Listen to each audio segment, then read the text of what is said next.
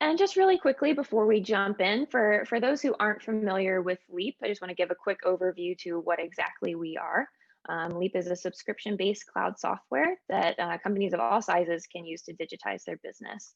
We integrate with lots of different home improvement softwares that brings everything together one place, including estimates, contracts, proposals, brochures, on-the-spot financing, everything that you need for your sales process you can do right within the Leap platform. Leap helps you to get rid of redundancy and errors that slow down your sales process and helps you to scale and grow your business, all while giving homeowners a great experience. And just on a side note, this quote we have up here on the screen right now is from one of our wonderful Leap customers, Brian Gottlieb. Brian is a great leader in the home improvement space, and I'm really excited to say that he's going to be joining us on a webinar in a few weeks. So definitely connect with us on our social media platforms so you don't miss out on that. We've also had some great guests on the Leaps and Bounds podcast. So if you're not subscribing to that, I definitely recommend checking that out. There's a lot of great content that comes through there. So now we'll just take a quick look at our sessions today. We've got this kind of broken down into 4 bite-sized sessions, if you will. It's a little pun for the Thanksgiving holiday coming up. So each session will be about 20 to 25 minutes. Feel free to drop in your questions into that Q&A panel as we go, and we'll try and get to as many of those as we can. So without further ado, I'd like to jump into our first presentation here. I'm happy to introduce our first speaker, Tor Johnson. Tor is the Director of Product Development here at Leap, and he's also an instructor at General Assembly, where he develops and teaches courses on a whole variety of topics. And presentations are definitely a key component as contractors work with homeowners. It's critical to be able to clearly demonstrate your value in your pitch presentation and in your delivery as well. So Tor is going to talk about the 5 elements to optimizing your presentations to help you do just that. So with that, I'd like to welcome Tor, and I'll go ahead and stop my share here, and then Tor, you can pick that up.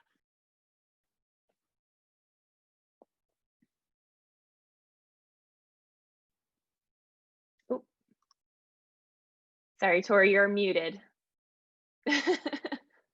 Thank you. Good morning, everyone. Thank you. Pleasure to be here. Today, what I want to talk about is how to create really compelling presentations and decks to show to your customers. This can be in the form of an ebook or a PowerPoint or even a PDF that you want to show to people. This is not limited to PowerPoint and PowerPoint only. So, a couple key areas. First, the number one most important thing is keep it simple. And remember, slides are cheap. In the bad old days when we used to do this with film, they were still cheap. Now they're free. There is no additional cost to having additional slides. So why does this matter? Keep your bullets short. One of the big things you want to avoid is walls of text. This is one of the most common errors I've seen among sales teams and presentation builders. Because if you fill the screen with text, they're not going to pay attention to you. When in doubt, break it into multiple slides. So because slides are free, if you have a wall of text, why not make it 3 slides and just show them for 1/3 of the time you have it planned? You don't have to have a slide up for any given amount of time. Don't judge your presentation's length by the number of slides. It's about how long you're going to speak.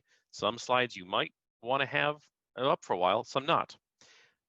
At the end of the day, remember, if they're reading, they ain't listening to you, they're reading. So if you fill it with too much stuff, you're going to have a problem. This is too much.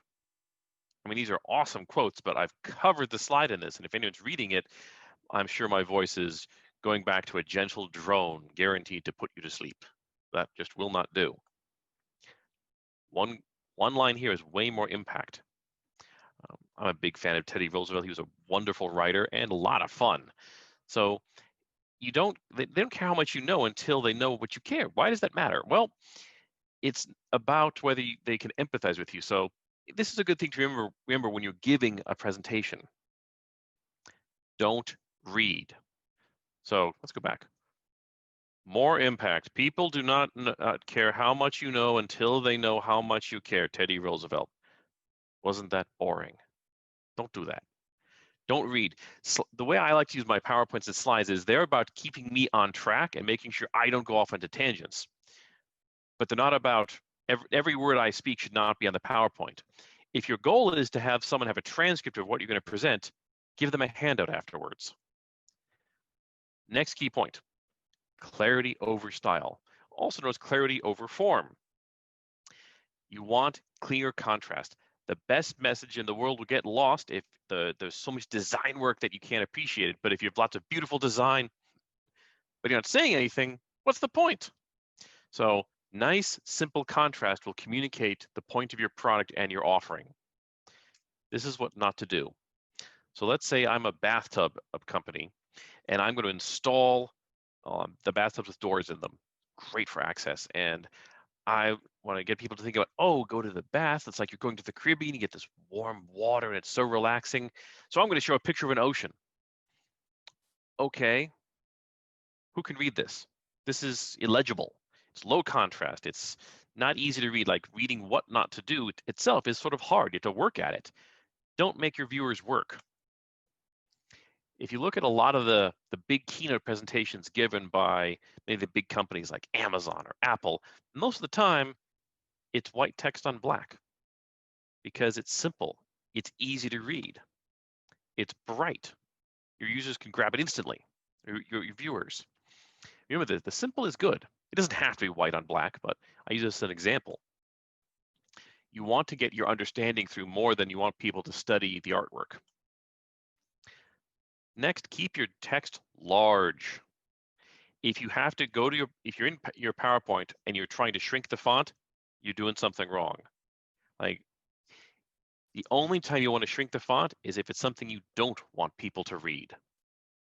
Like if there's a disclaimer that has to be there, but you don't want people to focus on it, you want people to focus on the richness of the product, not the fact that it's unavailable in the state of New Hampshire. Put that in small text. Otherwise, keep it big. It's really tempting to shrink the text when you say, oh, I just want this extra word. Nope.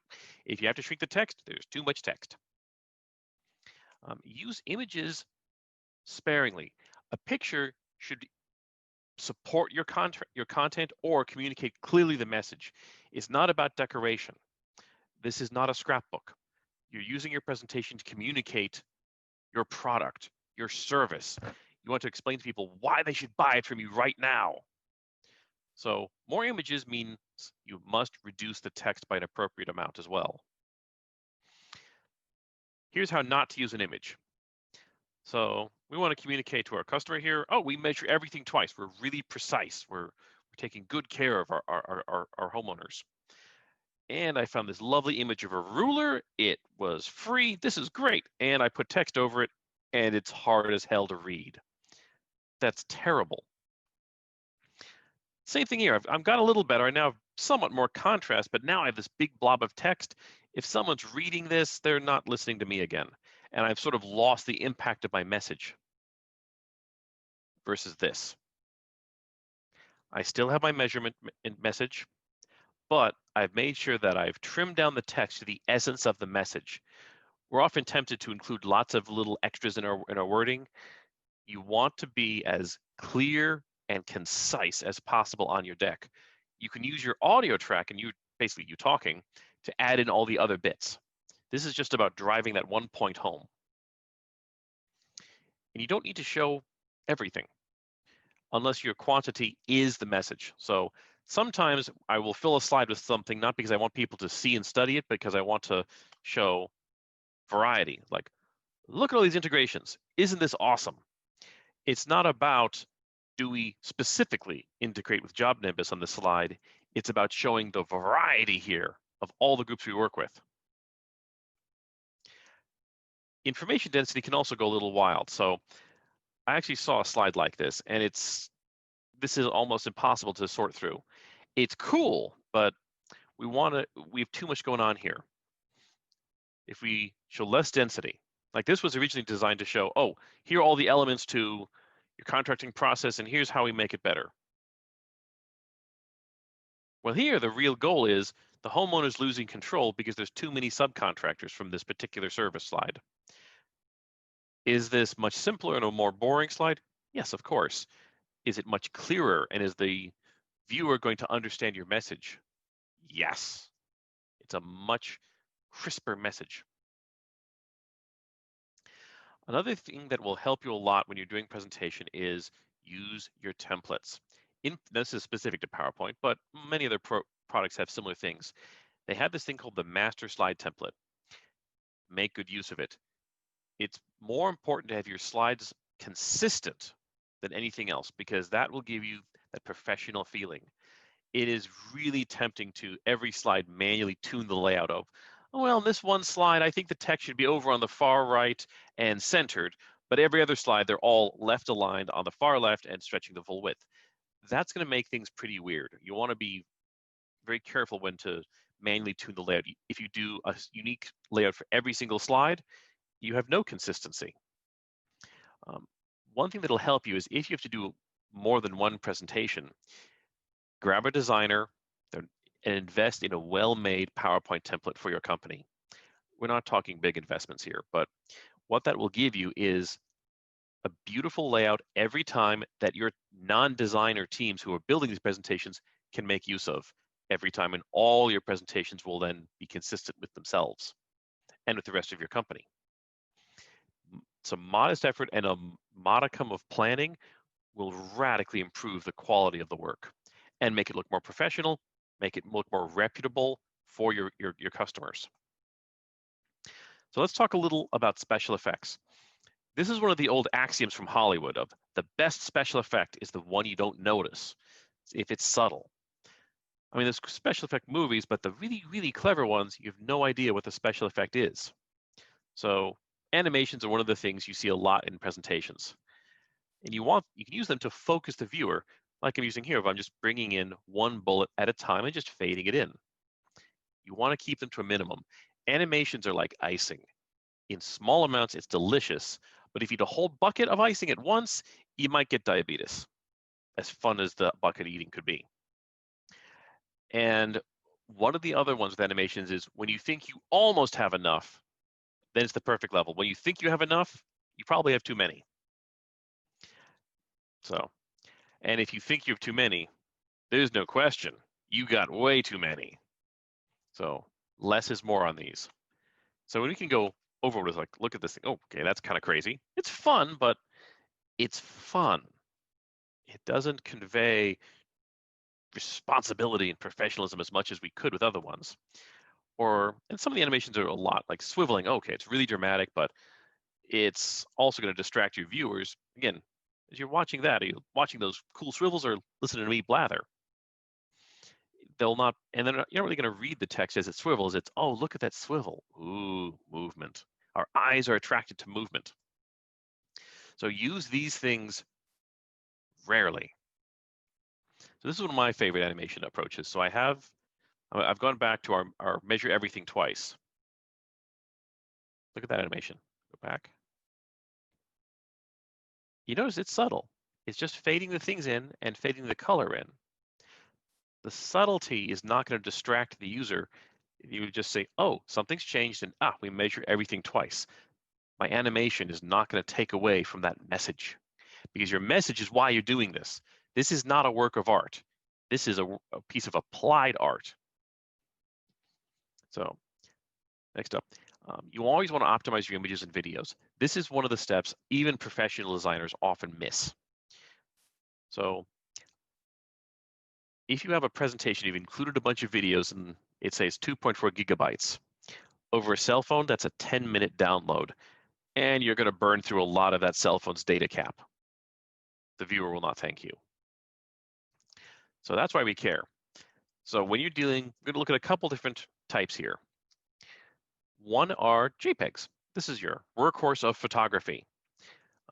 You can adjust the quality of these, and you want to use JPEGs for your photographs.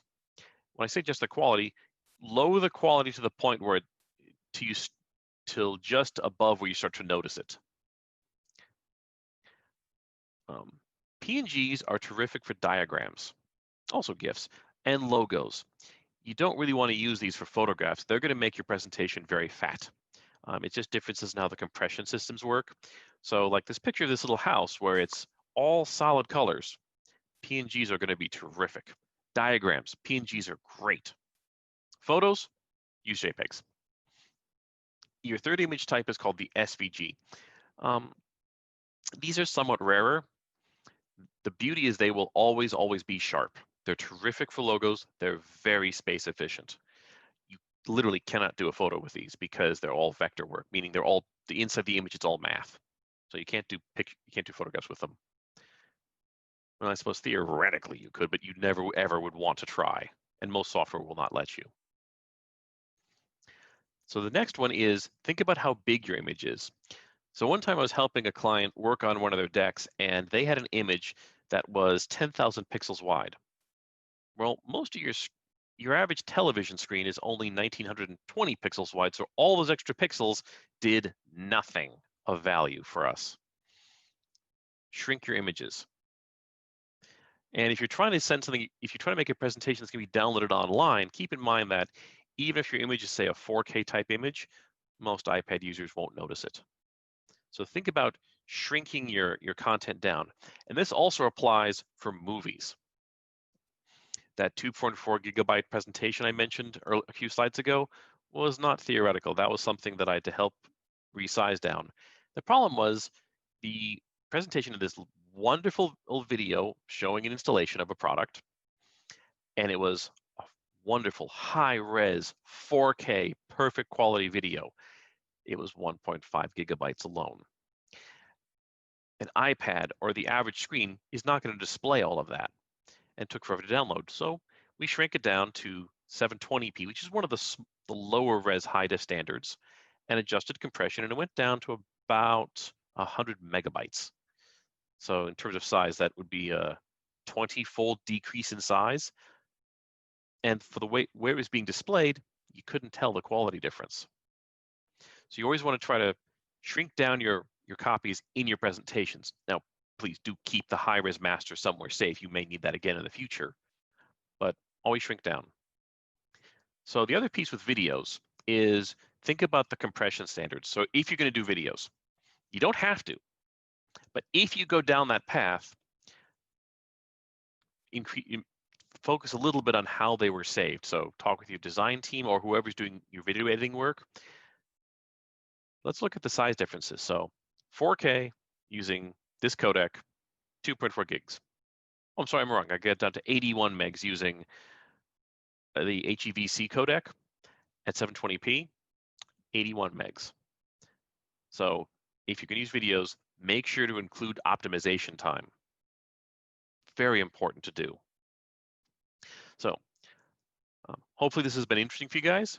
I'm glad to have done this. Please let us know if you have any questions, and I will do my best to answer them via email or reach out to Kelly. Otherwise, Kelly, I am turning this back to y'all. Perfect. Thank you, Tor. That was great. Lots of great info there. Let me go ahead and share my screen back up for everyone. All right, if there's any questions, feel free to drop those in. I know we've got a lot of content and things to cover today, so I do want to keep things moving on ahead. But you can go ahead and drop those questions into the Q&A box there, or if you think of anything after the call today, feel free to submit those to that marketing@leaptodigital.com email address that's on your screen now. That will go directly to me, so I'll be keeping an eye out for that. So Tor, I think that was some really great information on the building of the presentation. Do you have any thoughts or recommendations or tips for folks who are like for the actual presentation delivery itself?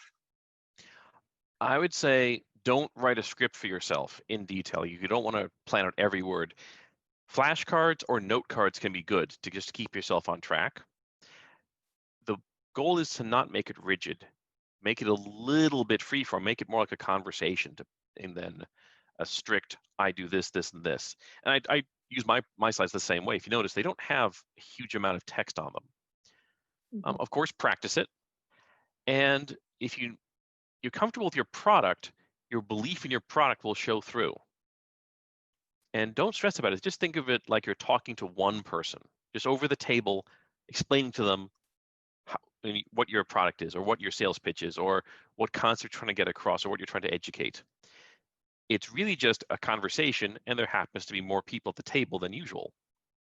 That's sort of my my mental approach to it. And same thing with delivery. Try not to make it too wooden. Perfect. Awesome. Well, thank you for that, Tor. Appreciate you coming on today, and My pleasure. we'll we'll chat again soon.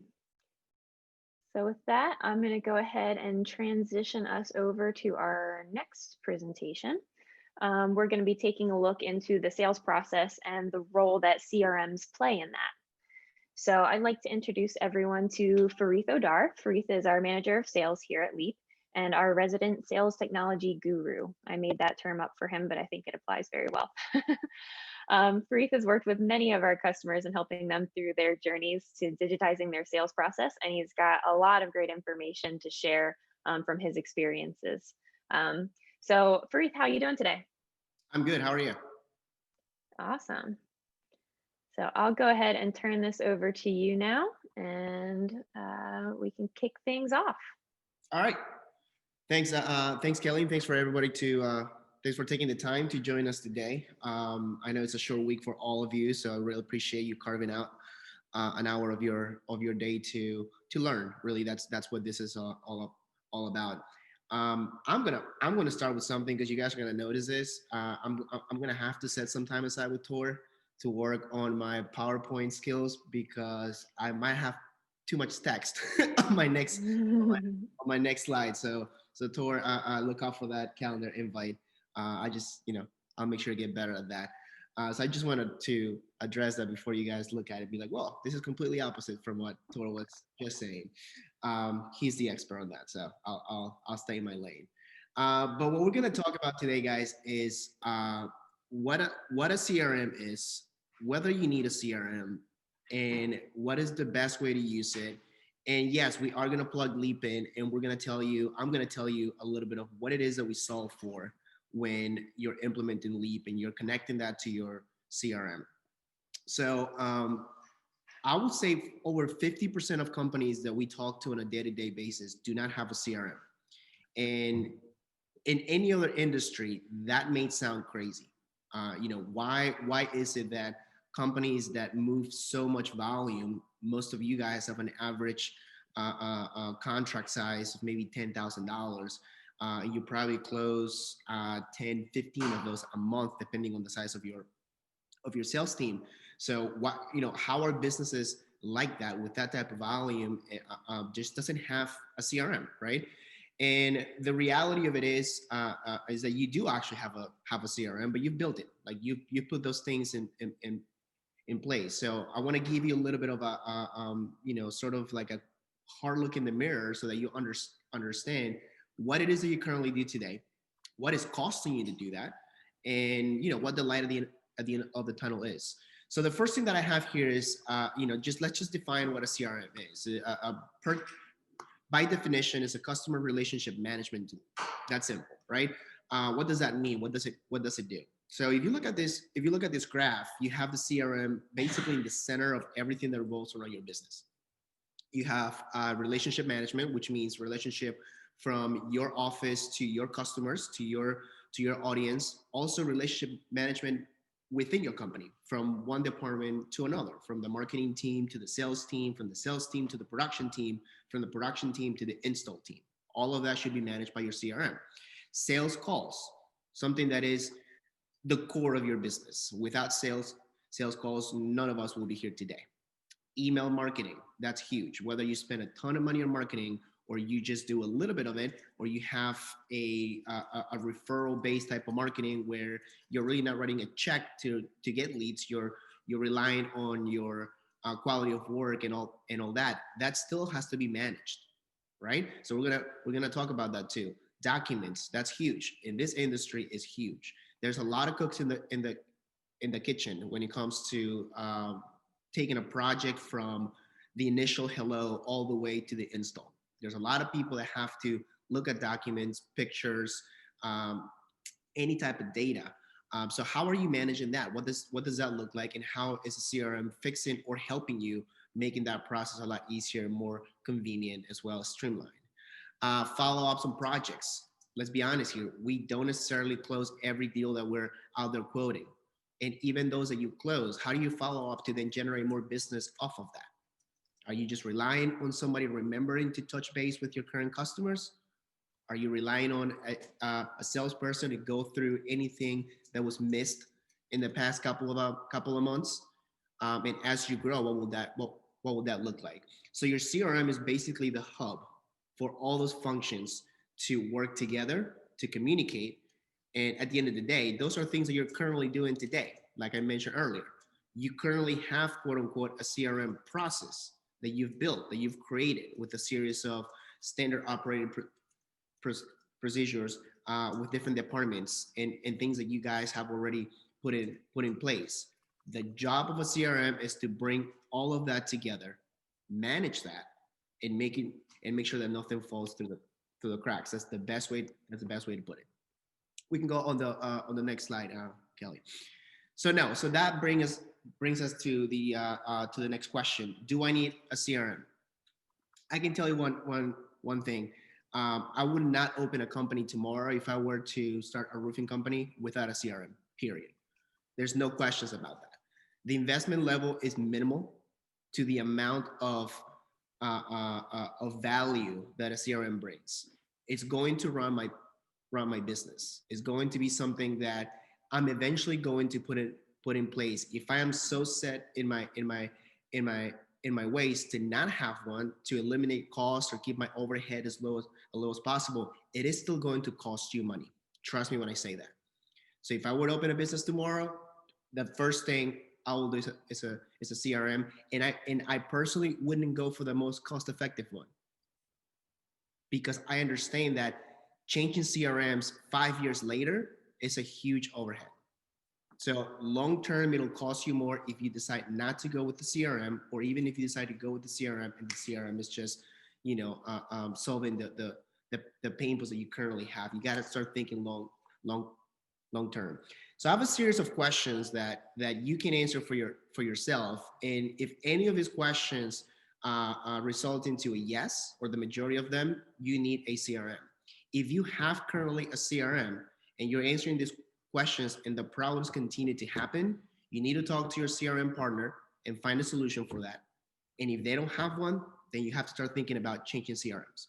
Okay, so if you're spending money on marketing, that is huge. I mean, I've been in the marketing side of things. I know what billboards cost. I know what TV cost. I know what radio cost. Even now, if you're doing any type of digital marketing, most of you guys are probably on some sort of program that you only pay if they call you, or you only pay if it's an appointment, if it's a qualified lead. Some of you guys may just have traditional marketing, which is radio, TV, that you may spend thousands of dollars a month and you may not get a call from, right?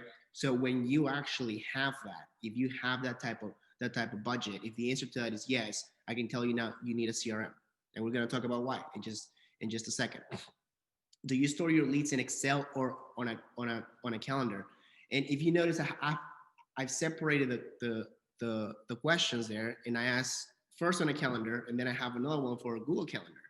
And that's because there's still companies out there in 2020, soon to be 2021, that still have literally a hard copy, big calendar on their desk.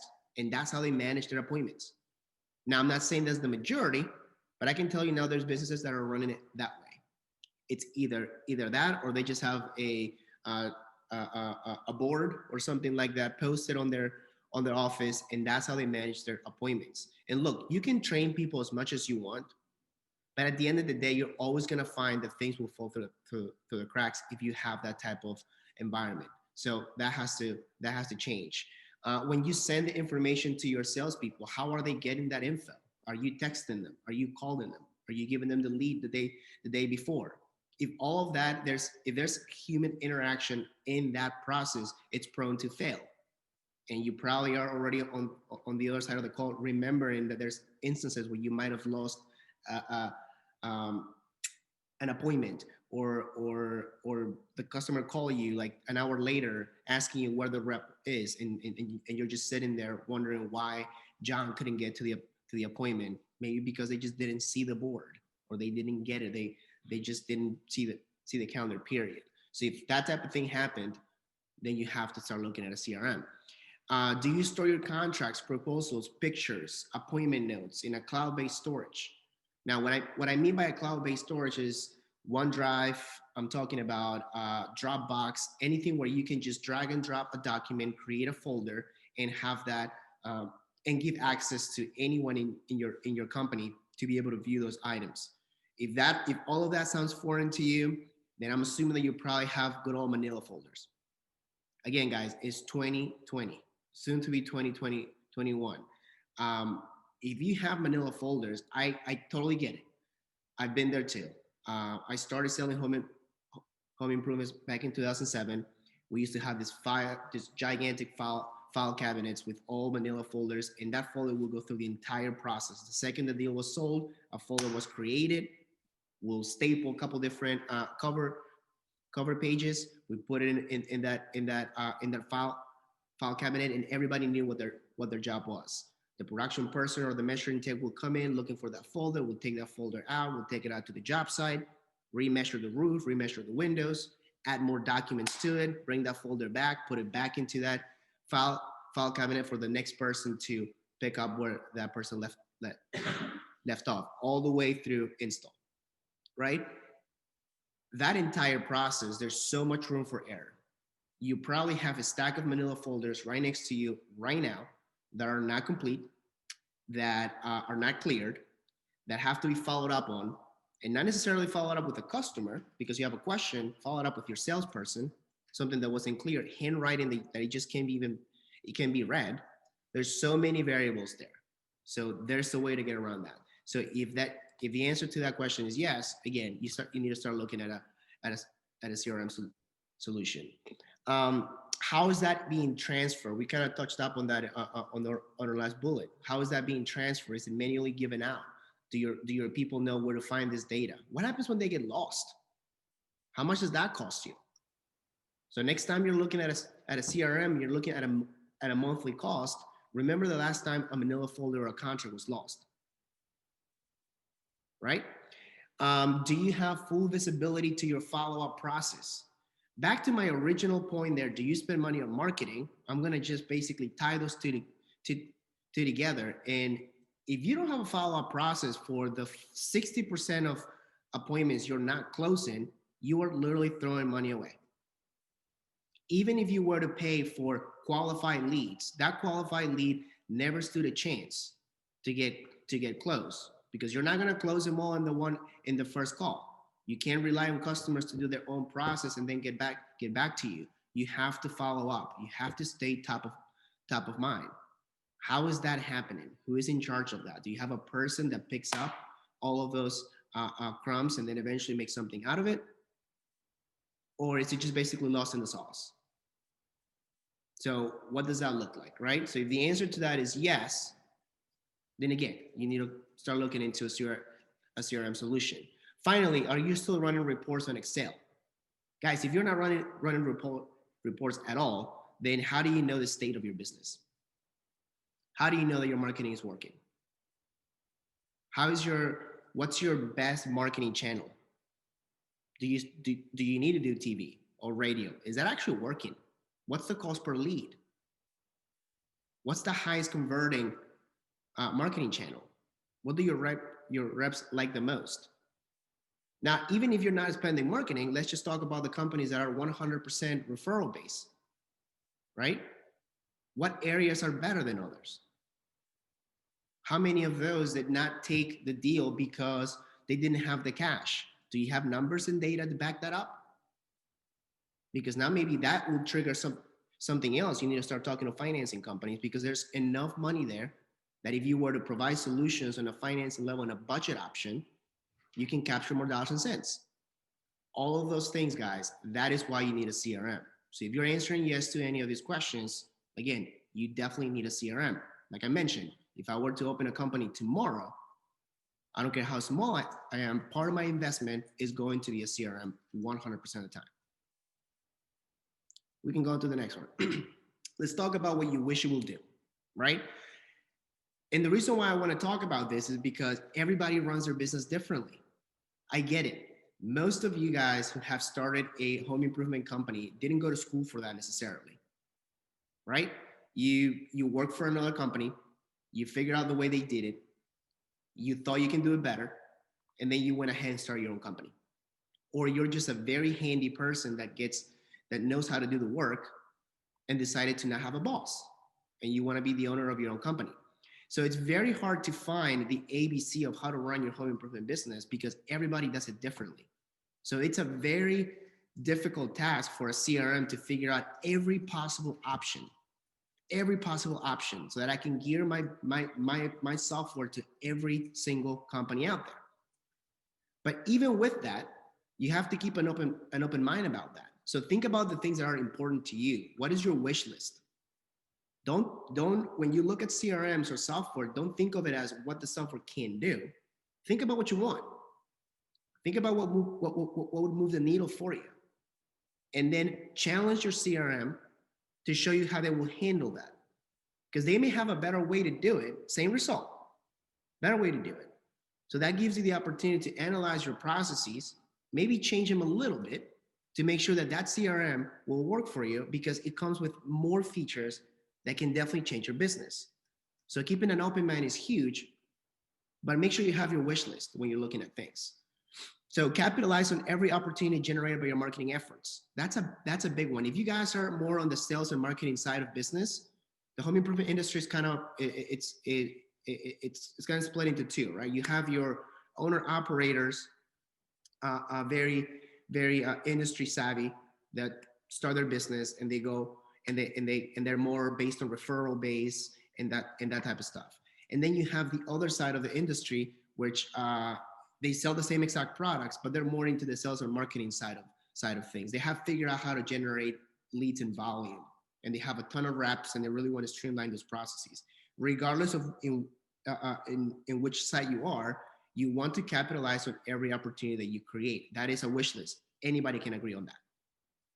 I don't want to spend money on marketing. I don't want to waste a lead, especially not now that the industry and the country and all the things that are happening. I want automated and single data entry. I don't care what CRM I'm looking at. That's what I want. I want automated and single. Why do you want to have that? You want to eliminate, you want to take out all the extra cooks in the kitchen.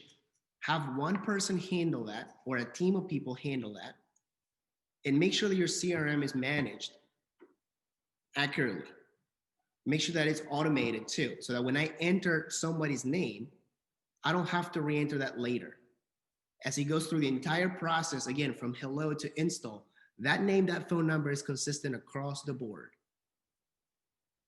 That is something extremely important to be able to have consistency within your process. Not only that, when you run reports, everything matches because you have the same format in which you're inputted that data, right? Real-time communication from dispatch to sales. So back to the initial point, which is single data entry. Well, that's great. So how is my salespeople, or how are my salespeople going to be able to get that info? Well, you want it to happen now. You don't want to wait for a text or a phone call, right? How many times was the rep late to answer to your call, and now automatically that makes him late to get to the appointment, and the excuse is, sorry, I didn't get your phone call. Well, you want to eliminate that, right? The second that your CRM has that appointment and that calendar is updated, now it's on the salesperson to manage that, and they have visibility over that. Real-time communication from dispatch to sales, and then all the way around, from sales reps to management. That was the biggest issue I had as a salesperson. When I started, guys, I was 20 years old. As any 20-year-old out there, I was not the most responsible guy out there, right? I was running leads. I was a very good salesperson. Work ethics were great, but I can tell you what, I just didn't like, at the end of the day, after running 3 appointments and driving all over town, I just didn't want to sit down at my laptop to return my results, to return my data, to scan my documents, to send that final email, to make that final phone call. Maybe I was okay doing that when I sold 2-3 deals a day, and I was happy about that. But when I was having a bad day, you just will not get that get that data. So what is that costing you today, right? How many people are waiting for that data to come back so they can proceed with their day-to-day? So if you don't have that kind of stuff, that has to be a wish list, right? We have the methods, we have the technology out there in the world to be able to have immediate communication in real time from the field back to the office. Centralized data storage, right? I want to have one place where I can find absolutely everything about my projects. One place. I don't want to walk over to the next office to open the Manila folder, hoping that everything is there because maybe there's only half of the files that I need, right? I want to be able to be at home or on the road and pull out that folder so I can see the pictures, so I can see the measuring sheet, so I can see the certificate of completion. If you're off, right now it's a short week. What does that look like for one of your reps to close a deal on Wednesday night? Are you gonna get those files back in your possession that same night, or are you gonna have to wait until Tuesday or Monday when they come back to the office? That's important data, guys. That's customer data. Maybe even a check. Somebody's check with the account number is in your rep's hands for an entire weekend. Many things can happen. So you want to centralize that data. You want to, in real time, update those notes, have all that data there. Everybody has it. Somebody can be working on that on Friday or maybe Saturday or Sunday.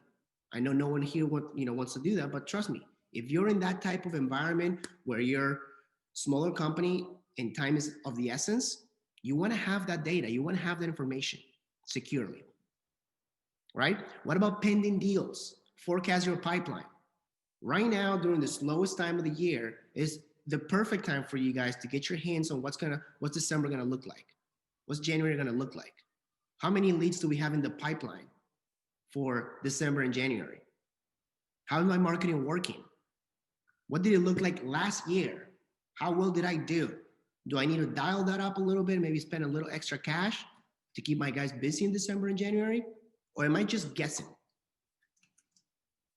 So if you don't have full visibility on your pending deals, your forecast, you can't make those decisions. You just can't. You're just guessing, right? Do I need an extra salesperson? Should I hire somebody? Right? Or how much money am I actually expecting to come through in December? So there's so many variables there. So that is definitely a wish list. And then finally here, shorten the process by eliminating the unnecessary human element. What I mean by that, guys, is just a simple thing of just passing folders and papers and text messages and emails by hand, manually, right? Relying on someone's memory, relying on someone's ability to just get the job done. If you can automate a lot of that, that'll make your life a lot easier. You will also be able to put people in doing tasks that are more important, right? We all can agree that finding good people in this industry is hard. It's extremely hard. It's difficult. And then losing somebody is also difficult. When you have trained that person for a year or two in all these different manual processes, and now that person is gone, what do? Bring somebody else who's going to teach that person the ins and outs of 2 years of new processes and handouts and communication channels, etc. You almost have to redo the whole thing. So that also keeps you from growing, right? Well, if you had a system that had it already built in, all you got to do is teach them the system. Just teach them how to use and how to click those buttons. Everything else is automatically sent out to all the different destinations, and everything is triggered automatically. That will shorten that process. That will make your process easier. Not to mention that now the time that's spent in all these different manual tasks, you can take that time and put this person in charge of something more important, where they can actually bring more value to the table, make your company better, invest in people. You know, you've heard that before. Invest in people, not processes. All right, next one. All right, so here's a shameless plug, Leap, right? So it's funny because I would probably say that one of the main things, if not top three, it probably is the most valuable piece here. Most people that already have a CRM come to Leap because they already discover all the pain points that I uncovered in the past 10 minutes or 15 minutes. So the number one thing that they want is to solve for that. Because again, they're very attached to the operational side of things.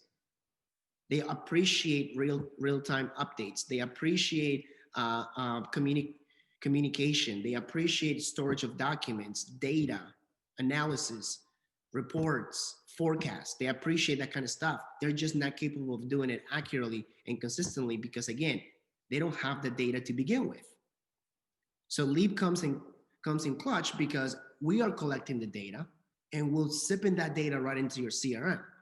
So that now you can take that data and with your CRM, do all the things you wish to do. The funny thing about that is also, it's the easiest thing for us to set up. So you come on board with us, that is the number one thing you want to accomplish, yet is the easiest thing to do, right? And then when we actually end up doing it, it's not used correctly, you know, and we have to go through those things. So the way you build this out is very simple, right? You build Leap out and you have everything in there from your pricing, from your contracts, from all that. Within Leap, you can create automations that with the press of a button, it can send documents and data back into your CRM, literally in real time. You have your sales rep finish that appointment, walk out of the house, your CRM is 100% updated with everything you need from that appointment. You don't even have to call the rep. It's there. And then from that point, you can go ahead and do everything that you wish to do, right? Direct and real-time communication from dispatch to Salesforce, to your Salesforce. No more calendars, no more Google calendars, no more text messages, no more calls. The second that appointment is deemed as ready or set to go, and a salesperson is assigned to that particular record, that appointment, boom, the salesperson has that appointment already in Leap. All they have to do is work out a Leap. Open up Leap, your calendar is updated with all your 3 appointments for the day or the 2 or the 1. That way you have sort of a backup plan. Now, if you want to continue to call them just to make sure they got it, go ahead. But now there's no excuses. You train him to follow the process. You train him to use Leap. The appointment is there. You must go. He's got the time. He's got everything you need. You can also guardrail that. Some companies here that we talk to don't want to give the rep all of the info. They don't want them to have the phone number or the email, right? They wanted to add it later, but they don't want to have it before the appointment because they might have bad experiences with that, where the sales rep, maybe it's a Friday night that we're trying to just go and do God knows what, get the weekend started, right? And they call the customer and just basically give them a price over the phone. So they don't want the rep to have that data. That's totally fine. You can guardrail that too so that it doesn't show up, right? Automated distribution of data directly from the field back to the office. I love this feature. This is it. I mean, this solves a lot. Think of it from any single angle that you can think of, right? Your sales reps do not like to do admin work, period. I can't think of a single salesperson, and I know a lot of them. I hire a lot of them. Even here at the office with a computer in front of them, they have a hard time updating their CRM. I can only imagine what you guys go through because I was one of them. And I didn't care, honestly. You know, if someone at the admin level at 8:30 in the morning needed to have that information so they can carry on with the production process and schedule the measuring call, nope. They don't even know what happened because the rep is sleeping and they didn't update anything. We don't know how much it was for. We don't know if it's a check or finance.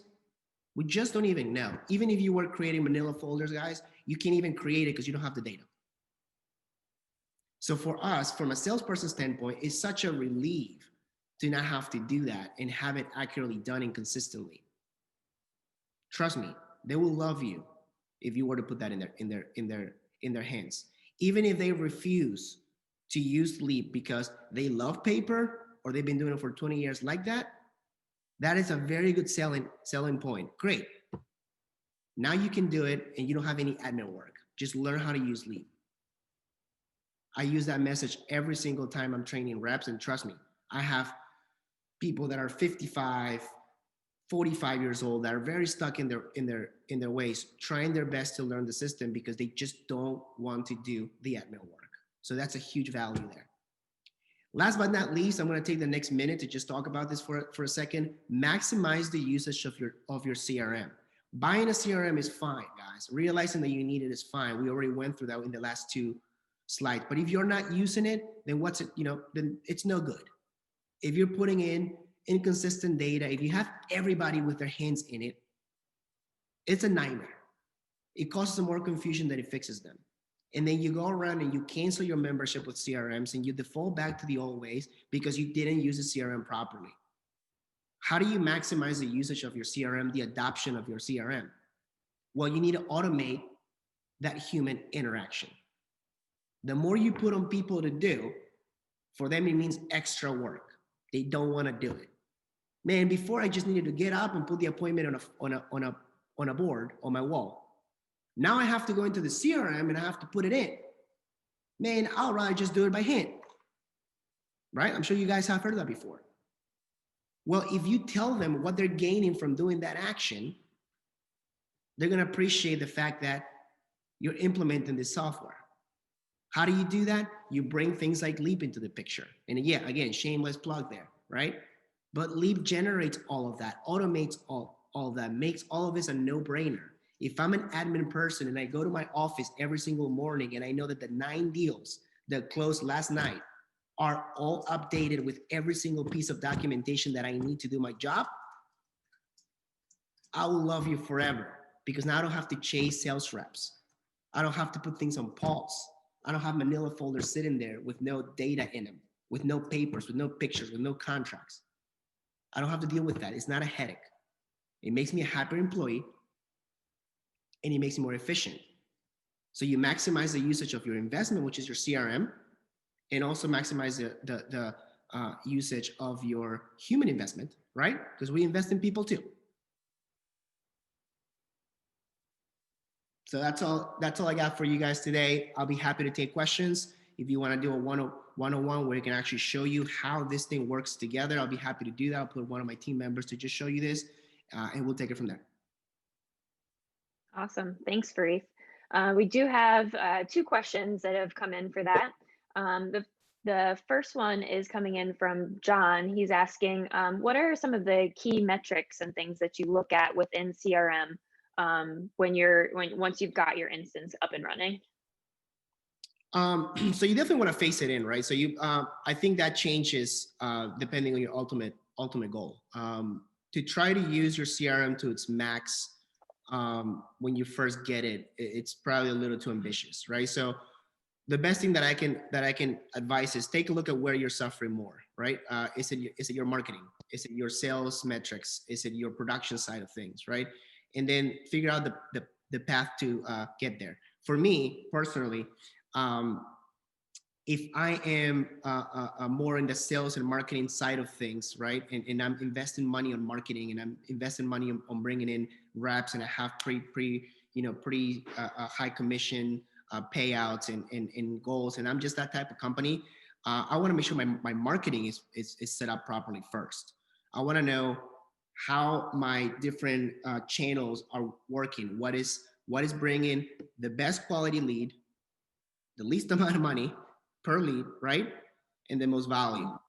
And I know that's kind of like a unicorn, but trust me, once you have a CRM and you start running those numbers, you'll find that number, right? Maybe canvassing, you probably thought you grew up, or not grew up, but you started your business thinking as a canvasser, right? That's what I used to be. There's a high cost for canvassers. People used to think canvassing is cheap. It's really not, right? You got to account for management, you got to account for hiring, you got to account for commissions, and it's just, hard to track. So track that, right? Start bringing some canvassing leads. See how well they convert. Maybe they convert higher than your radio leads or your ad leads or your Facebook leads. So, short answer to your question there, John, is that, figure out your marketing first. Figure out your marketing, start getting your leads into your CRM from a marketing standpoint. Divide those based on sources and see which source works the best. Invest in that source, and obviously have the sales force that will be able to take on that. Fantastic. Hope that answers the question, John. Thanks for that. We do have one more question coming in from Terry. Terry would like to know what CRMs that Leap integrates with.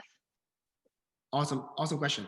We integrate with Market Chart, Lead Perfection, Job Nimbus, i360 or Improve It 360, Salesforce, and job progress, which I believe just happened not too long ago. So we're still, it's rolled out, but if you guys are using that, we're more than happy to put you in like some sort of like beta test to make sure that we work out the kinks, if any. But the first 5 that I mentioned are have been integrated for the past 3 years at least. I personally used MarketSharp in the past. That was our very first integration when we built out Leap, and I have experience using that system outside of Leap. I have experience using that system with Leap, and obviously have experience now that I'm with Leap. Perfect. Awesome. Thank you for that, Farid, and thanks for that great presentation. Lots of good information and things to think about.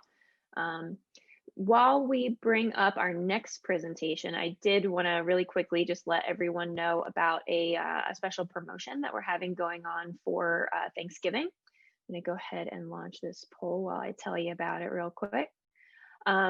So we'd love to set up a time and see if Leap might be a good fit for your business.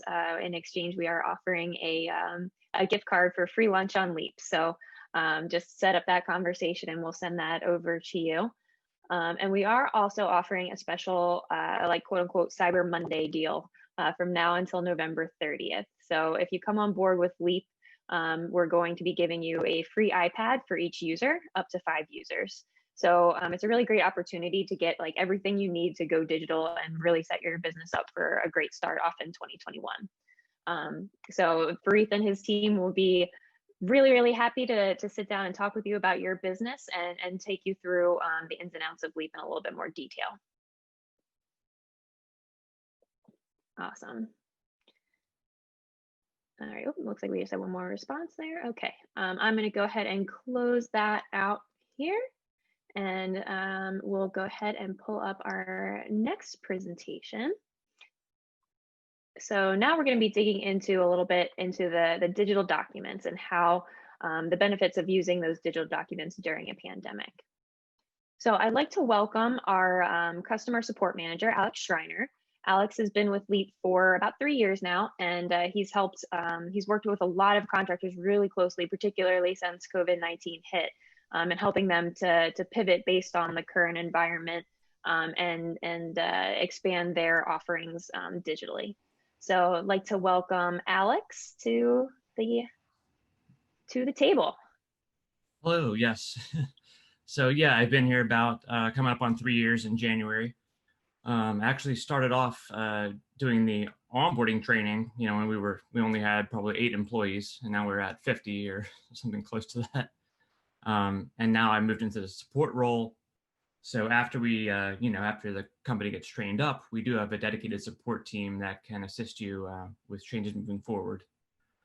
And like Kelly was saying, you know, in the past 9 months, we've really seen how Leap has become kind of the go-to tool for contractors. And we've seen a huge increase, you know, as you can see on the graph here, in activity. We've even had, you know, a lot of companies calling in just maybe their account is 99% set up, but they just, you know, need to make it over the finish line. And they've really been, you know, heavily getting involved to try to get that to go. But again, the increase in sales and just a lot of remote activity, which is great to see.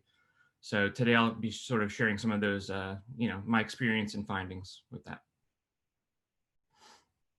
So professional contracts. So, you know, like it says on the slide here, you want to put yourself in the customer's shoes. You know, home improvement and remodeling jobs are expensive.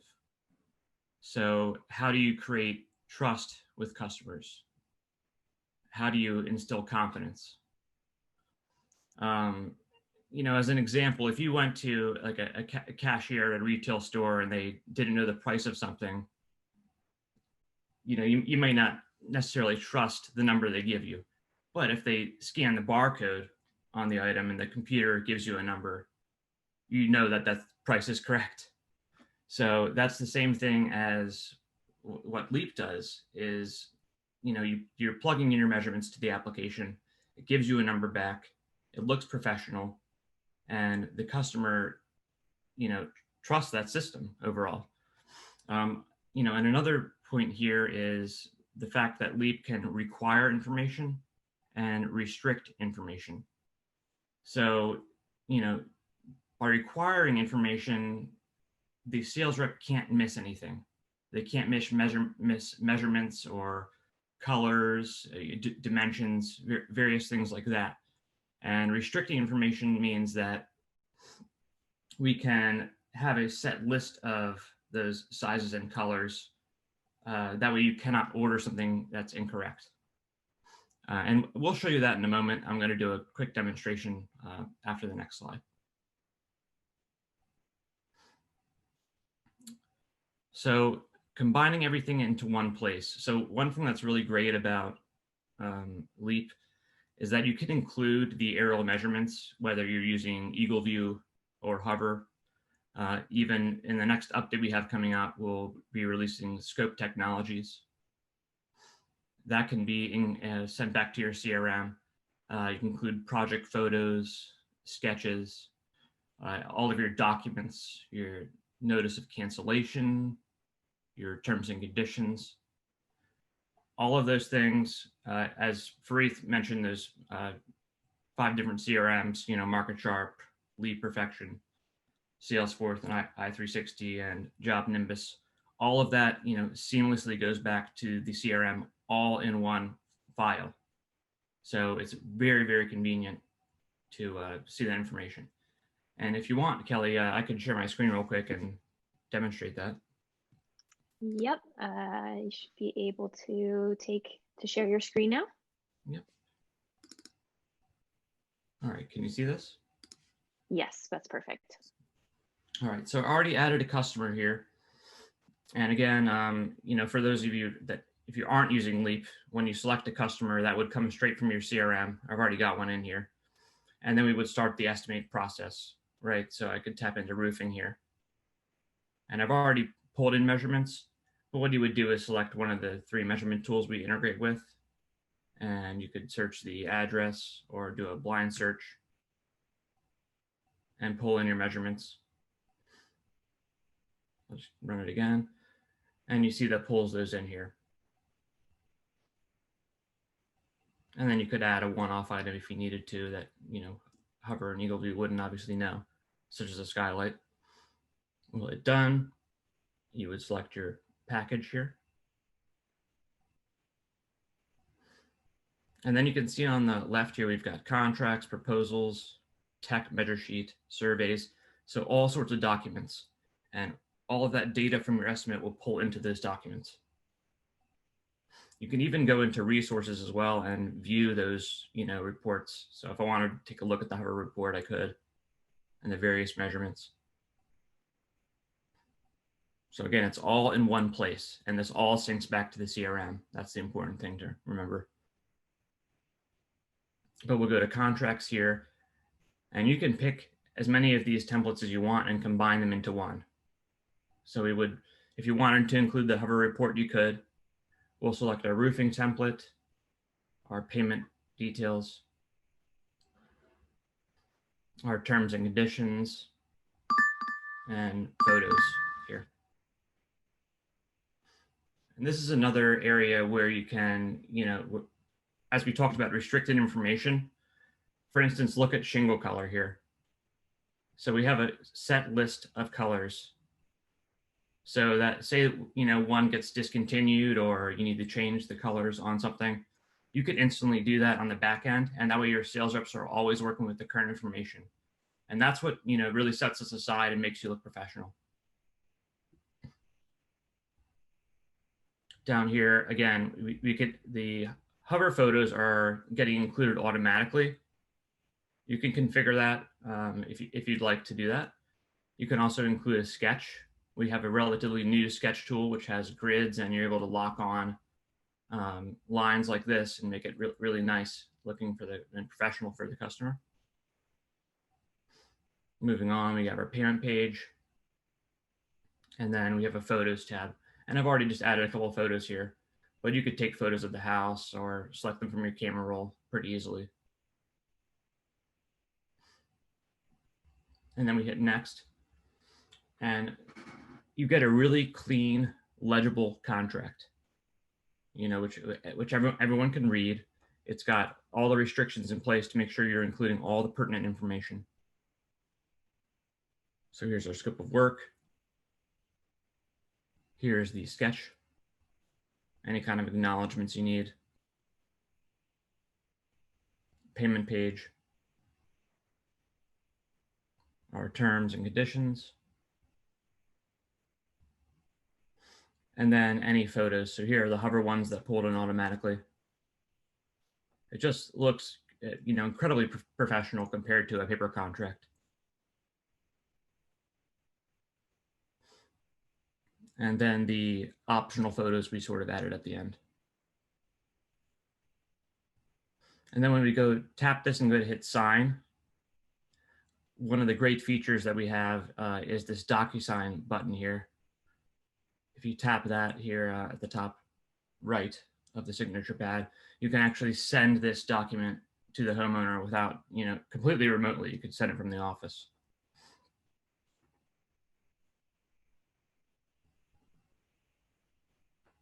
And again, so this whole document, all of the hover information, that the entire measurement report would upload to your CRM. If you did choose to fill out a proposal or a work order, a purchase order, stuff like that, that would all go back as well. So just a quick demo to show you how that goes. We can go back to the presentation now, Kelly. Okie doke.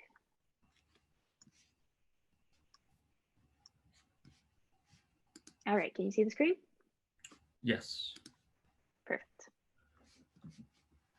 So automatic updates, right? Again, so everything results back to the CRM. Not only the contracts, but when you go to result an appointment, which you can see here in this animation, those values, the dispositions as we call them, integrate directly with the CRM. So as soon as you send a document and then go to result your appointment, it actually sends those values back to, say, Salesforce or Job Nimbus or MarketSharp, and it will trigger a workflow or a process, right in the home. So your office staff and production staff, they know the results of the sale immediately. A lot of the times, said that you were in the customer's home, your production staff knows the results of the appointment before you've even left the house. There's no need to turn in any paperwork. I have had some conversations with customers where they say their sales staff only come into the office once a week. So imagine that. If you're not receiving the results of an appointment for a whole week, potentially. I know that they generally call in the results, but you're not necessarily getting the details of the job, all of the measurements and specifications, that kind of thing. So Leap kind of eliminates all of that, which is great.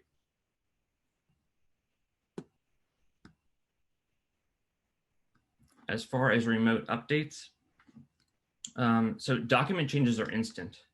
So if you change a clause in your contract, or you need to update a color selection or some other type of item specification, that can be done immediately, and then disseminated to the entire sales team, right away.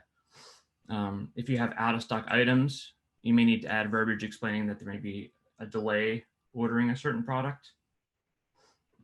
Another great feature is the ability to require and capture initials and signatures anywhere in a document. You can put them on any line or section of the document. So if you're experiencing any type of delays or cancellations, it only takes a moment to set that up in your document. And you can then instantly require your staff, sales staff, to have the initial or sign that section in order to send the document. And again, you can view these updates in the field instantly. So you don't have to chase down old contract versions. A lot of companies using paper can have several versions of their contracts in their staff's hands at any given time. And in addition, many of our customers order their documents in bulk. I've heard they might order, thousands at a time just to save money on a bulk order. And you make one change to a document, now that whole stack of documents you have is now irrelevant. They're outdated. So with Leap, the changes are instant. There is no ordering. you know, your sales staff has the most up-to-date version at all times. And creating work orders automatically. So just like you saw briefly in that short demo where we were able to create the contract instantly, we can also generate work orders, purchase orders, job cost sheets, invoices. All of that stuff links to the estimate. Whether you have your sales staff doing that or your production staff, I have seen recently a customer that has some of their production staff doing some of the more simpler jobs. But what it does is it reduces the time it takes to production. It reduces the overall ordering time, the installation time. It just saves an incredible amount of time. I just want to read this quote here real quick from Chuck Chettle from HomeSmart Industries. So he says, in the past, when a salesperson went on an appointment, you're not going to see any paperwork until at least the next day, if you're lucky. He might have made a phone call and reported the basic lead result, but you didn't get any details. Now with Leap, we're getting those contracts instantly. So this is sort of what I talked about, where it could take days or even a week to get that kind of paperwork. They might call the result in, but you don't have any of the details. Now with Leap, it's instant. And then 99% error-free. So this sort of ties into what we've already talked about a little bit with restricting things and requiring certain information. Just take a look at this photo here on the right, where they're writing in a handwritten estimate. So, we see this all the time when new customers sign up for Leap, and they're just writing in the entire job description. Not only is it handwritten and could be full of errors or incorrect information, but when you go to write the contract, now you have to rewrite the whole description again.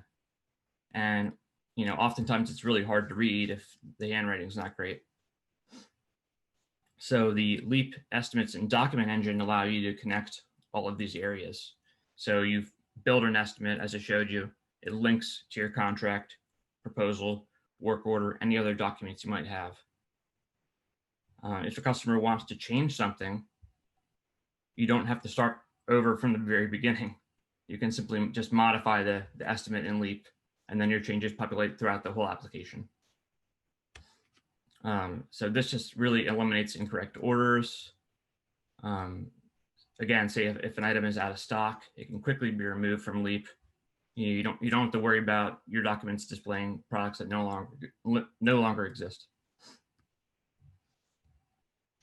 And that is all I have for you guys. So if you have any questions, please let me know. No, Awesome. Thanks, Alex. Sure. No, you're all good. That was some great information coming through. We actually do have 2 questions that have come through, and feel free, for those listening, feel free to drop your questions into that Q&A panel. So the first one that's come through for you, Alex, is do you have any manufacturer partners that can you can help upload all of their data into your Leap instance? Yes, we have actually quite a few, and that makes things really tremendously easier to do. So, just to name a few, we partner with BCI, HomeGuard, Owens Corning, Softlight, and we do have all of their pricing. We can import into your account, and we have a number of templates we can import as well. And that just makes the onboarding process super simple for those type of things. So if you do need help with that, just reach out to your onboarding rep, or you can contact the support team and we can get you more information. Fantastic. Okay, and then we've got another question coming in from Mary. Do you have templates for work orders? Yes, we have templates for work orders, purchase orders, invoices. We have a ton of different templates like that. Again, if you need help with that, just contact support, or if you're in onboarding, contact your onboarding rep and they can help you get those in. Wonderful. Thanks for that, Alex. Again, if you have additional questions after we wrap up today, feel free to email that marketing@leap2digital.com email address, and we'll get those questions addressed for you. And now let's go ahead and move into our final session for the day. So we're going to be talking with Kaina Arif. She's going to be talking about top four ways to manage your product data. So Kaina is our customer relations manager here at Leap. She's been with Leap since the very beginning. She's actually employee number 2. So she's worked with a lot of top contractors and things over the years to help get them set up with Leap. She's got experience in all aspects of the application, and she's going to be focusing on some 2 particularly important features, especially for today's environment. So we're going to be talking a little bit more about your product and pricing lists. So with that, I'd like to introduce Kaina. Thank you so much, Kelly. I'm super excited to be here today. Like Kelly said, I am the customer relations manager. My team is responsible for onboarding new customers. I personally have worked with over 100 businesses. Some of the accounts you can see here that we have worked with, my team has, and we really help digitize their entire business so they can become more efficient. So today I am going to be talking about 4 ways Leap can help you manage your price guide data. So I want to go ahead and start by asking you guys a question. How quickly do you mark up your products every time a manufacturer does a price change? You can already imagine how painful that process can be and what businesses are dealing with on a daily basis. Here we have a quote from one of our customers, Ryan Bolin from The Basement Doctor. Our price catalog before Leap was 46 pages long, and memorizing where everything was in that catalog was difficult. With Leap, you can use the search bar to quickly look up pricing. Now, this is just one way that Leap can change your business. But here, I'm gonna go ahead and start with our price formulas. Now, price formulas is a great feature built in Leap, which allows you to instantly update your price guide. It allows you to manage price guide across the board and also manage a group of products. With managing price guide across the board, you can use price formulas to mark up or mark down your products using a simple multiplier. You can quickly add in a percentage or multiplier, and boom, across the board, all your price guide will be updated and it will reflect the most up-to-date pricing. Now, also, we have our price guide tools, which allow you to mark up per each product category. This means you can just mark up all your windows anytime there is a 2% increase, or you can mark up your roofing, you can mark up your gutters. It allows you to mark up per a set of products and also across the board. Further, using our price formulas, we have seen companies do a lot of promotions as well. So instantly you can add in here any markdowns as well, which allow a sales rep to see promotions that you are offering, such as first-time home buyers, student discount, veterans discount, all of those promotions. You can add in your multipliers in here, and sales rep can instantly see all of the drop downs. So there is no need for them to go through and manually do any math in their head. So really with the price guide, price formulas across the board, either markups or markdowns. And we have other price guide tools which allow you to do your price guide changes per categories. So anytime you have a manufacturer that says there's a price update, you just have to instantly go in one section of your Leap dashboard and you can make those changes. And across all of your price guide items, your price will be updated. So there is no longer, you do not need to go through each individual item in your price guide to go ahead and do those price guide changes. Now, this is one that we are definitely experiencing with during the pandemic. So during the pandemic, I'm sorry. How do you handle out of stock items? So during the pandemic, you have seen there has been delays in production from manufacturers. In addition to shutdowns, the pandemic has brought additional delays in productions, and there is less inventory available. We are constantly hearing from our customers that items are back ordered, the delivery date is pushed out, the installation date is late, and other items are not just available at the moment, and they don't even know when they're going to be available. So how do you make sure that your sales reps are not selling any discontinued items? So handling out of stock items with Leap is pretty, next slide, please, Kelly.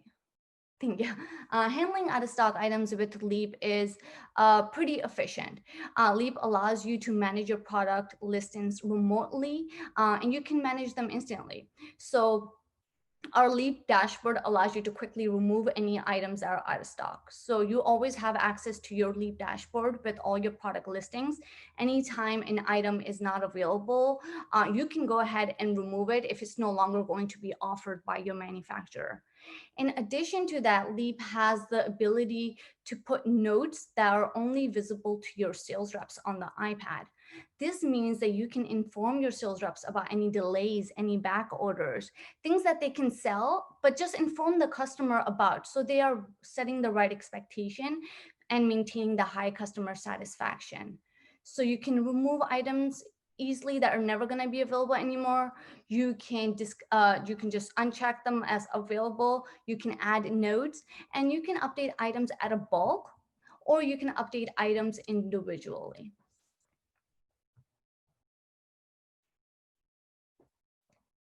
So how do you ensure that your reps have the most up-to-date pitch book? Now, as many of you are aware, the process of making sure your reps are up-to-date is a painful process.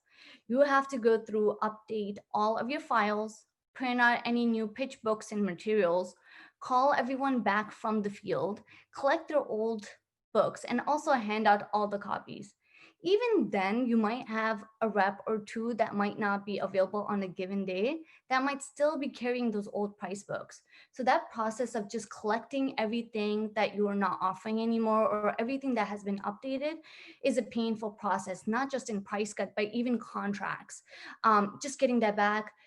With Leap, that process is entirely changed. So it's definitely a game changer. Next slide, please, Kelly. Distributing information digitally in Leap is really amazing for businesses. You can make updates to your app. Leap dashboard allows you to make any updates in your system, whether that's pricing, that's product listings, or contracts. You make them on your dashboard without the sales rep even knowing, and instantly those are pushed out to your reps. So your reps always have the most updated information at all times. They don't even know sometimes what's changed and what's not changed. Especially during this pandemic, I know a lot of people have been experiencing product listing changes, price changes, and even contract changes. Sometimes you have to go ahead and put in a verbiage on your document that says, products are delayed, our delivery time is pushed out. Any verbiage along those lines, even things related to COVID, just to protect you and your business. Those changes now you can make instantly on the dashboard, whether that's contract or that's pricing. And there's no need to collect the old information anymore. All of that's just instantly pushed out. So your reps never have to go ahead and sell anything that is not available. So imagine how much money you are saving when your reps are not selling anything that's not available. And also they have the most updated information at all times with up-to-date pricing, up-to-date markups, up-to-date customer documents, and any work orders or anything else that you may have in your business. Now, during this pandemic, while some businesses have shut down, we have seen some businesses that have been expanding and they have been acquiring other businesses. This means that now they are adding more product listing and more product lines. Without Leap adding new products or updating pricing or pricing lines in your sales process is painful. You have to go through and update all your price books, print out new material, and also train your sales reps on how to sell the new products and the new lines. So when you open a new line of businesses, adding products in Leap is super easy. You can add product instantly on the dashboard. We offer many different ways for you to add the products. You can use the dashboard, you can use our Excel method, and you can even utilize our pro services team so they can add the pricing for you if you don't have any time. Also, training your sales rep is a lot easy. There is no need for the sales reps to go through and memorize any product listings or pricing. They will always have the most updated information on the iPad, along with the new products that you are offering. And using Leap is pretty simple. So they don't have to go through and learn much. They just have to go ahead and use the application. And that's all I have for you. Really, with this pandemic, I can understand it's a lot harder to go through and do all the updates throughout, rather this pricing, rather this contracts, all those changes can be a lot. And especially collecting all that information, you don't want to go out and meet a lot of people either. So getting all that information back can be hard. With digitally changing everything remotely, it's a lot easier to get the most updated information out to your reps and out to your customers. Wonderful. Thank you for that, Kainat. We are getting a couple questions coming through. So again, I encourage anyone out there who's got questions, go ahead and drop those in the Q&A box. Our first question is coming through from Tanya. Tanya asks, we quote many different services such as metal, asphalt, windows and doors, and exteriors. How difficult is it to input all of the data needed to get the information input into Leap, and who is responsible for it? So with Leap, it's not difficult. You do have to take out time to add in your product listings. No one knows your business better than you do. So we usually will work with someone from your team. Our onboarding team works one-on-one with someone on your team to go through. We'll show you how to go ahead and add the data, so you can go ahead and add that. Now, of course, if you don't have time, we do have our professional services team that can do the data for you, but it's more important for you to learn the system. And if you do it yourself, you can learn it best. This means you can manage your business yourself. Anytime there's any changes, you can do them yourself instead of relying on us to do that. Fantastic. I hope that answers your question, Tanya. Thanks for that, Kainat. Another question coming in from Mike. Can you get reporting on how your reps are using Leap?